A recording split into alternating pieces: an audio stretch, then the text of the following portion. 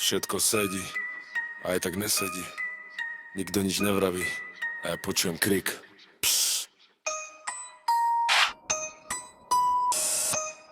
Sused zatvára okno tretíkrát dnes.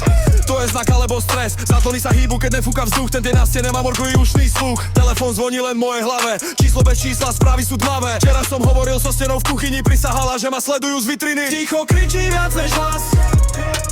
Všetko je tu, je tak chýba čas. Táto hádanka má krivý tvar. Rozluští ju iba ten, čo sa bojí zajtra.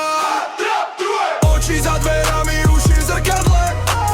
Každý detál sedí presne na príklade. Táto hádanka má krivý tvar. Rozluští ju iba ten, čo sa bojí zajtra.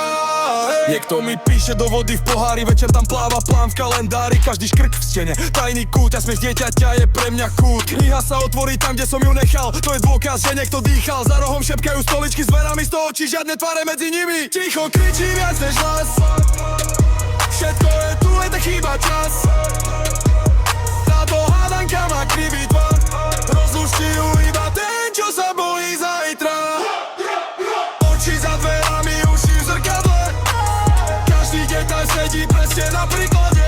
Táto hádanka má krivý tvar. Rozluští ju iba